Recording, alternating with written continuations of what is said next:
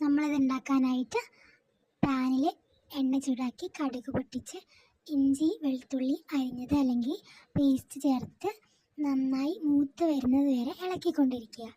ഇളക്കി കഴിഞ്ഞതിന് ശേഷം അത് മൂത്ത് വരുന്ന പാകമാകുമ്പോൾ മാത്രമേ നമ്മൾ അരിഞ്ഞ് വെച്ചിരിക്കുന്ന സവോള അല്ലെങ്കിൽ കൊച്ചുള്ളി, ഏതായാലും നല്ലതാണ്, കൊച്ചുള്ളി ആണെങ്കിൽ കുറച്ചുകൂടി നല്ലതാണ്, കൊച്ചുള്ളി അതിലേക്ക് ചേർക്കുന്നത്.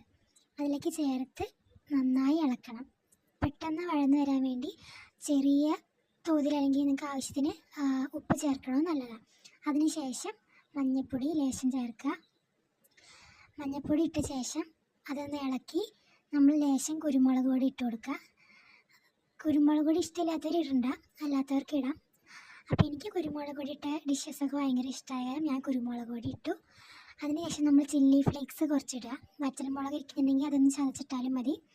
എരിവ് അധികം ഇഷ്ടമില്ലാത്തവർ ഇടണ്ട. പക്ഷേ ചില്ലി ഫ്ലേക്സ് ആണ് ഈ ഡിഷിൻ്റെ മെയിൻ ഇൻഗ്രീഡിയൻറ്റ്, അല്ലെങ്കിൽ ഇതിൻ്റെ മെയിൻ ആയിട്ടുള്ള ടിപ്പ് ഇതാണ്, ഈ ഡിഷ് ടേസ്റ്റ് കൂടാൻ വേണ്ടി. വേണമെങ്കിൽ ലേശം പെരിഞ്ജീരകപ്പൊടി കൂടെ ഇടാം, ഓപ്ഷണലാണ്, വേണമെങ്കിൽ ഇട്ടാൽ മതി.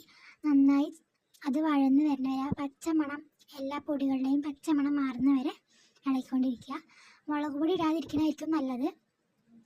പിന്നെ നമ്മൾ കഴുകി വാരി വെച്ചേക്കണ വഴുതനങ്ങയാണ് എടുക്കുന്നത്. ആ പൊടികളും സകലതും മൂത്ത് വരുമ്പോൾ നമ്മൾ നമ്മുടെ വഴുതനങ്ങ ഇടുക, നന്നായി ഇളക്കുക, പാകത്തിന് ഉപ്പ് ചേർക്കുക. എന്നിട്ട് ഇതിൽ വെള്ളം ഒഴിക്കാതെ ശ്രദ്ധിക്കുക. വെള്ളം ഒഴിക്കാതെ കൊടുത്ത എണ്ണയിൽ തന്നെ അത് വഴറ്റിയെടുക്കാൻ ശ്രമിക്കുക. മൂടി വെച്ച് വേവിച്ചാൽ മതി. യാതൊരു കാരണവശാലും വെള്ളം ഒഴിക്കരുത്. വെള്ളം ഒഴിച്ച് കഴിഞ്ഞാൽ വഴുതനങ്ങയാണ് അലിഞ്ഞ് കുഴഞ്ഞു പോകും. അപ്പോൾ നമുക്ക് അതിൻ്റെ കറക്റ്റ് കൺസിസ്റ്റൻസിക്ക് കിട്ടാൻ വേണ്ടി നമ്മൾ അത്ര എണ്ണ വേണ്ട, കൊടുത്തിരിക്കുന്ന എണ്ണയിലും വേണ്ടി മാത്രം വഴറ്റിയെടുക്കുക. വഴറ്റിയെടുത്തിട്ട് മൂടി വെച്ച് വേവിച്ചിട്ട് നമുക്ക് അത് കഴിഞ്ഞ് എടുത്ത് ഉപയോഗിക്കാവുന്നതാണ്. അപ്പോൾ അത് മൂടി വെച്ചിട്ട് ഞാൻ പോയി. മൂടി വെച്ച് കഴിഞ്ഞപ്പോൾ പുറത്ത് അമ്മ അട ഉണ്ടാക്കുന്നുണ്ട്. അപ്പോൾ ഞാൻ അടയൊക്കെ ഒന്ന് തുറന്ന് നോക്കി. അട തുറന്ന് നോക്കിയപ്പോഴാണ് കാണുന്നത് നമ്മുടെ കള്ളിപ്പൂച്ച അവിടെ വന്നിരിക്കുന്നു. പൂച്ചയോട് ഞാൻ കുറച്ച് കുശലം പറഞ്ഞു. പൂച്ച വന്നു.